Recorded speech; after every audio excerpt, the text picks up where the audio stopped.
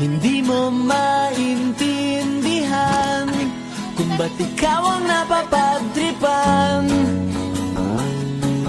ng halik ng kamalasan.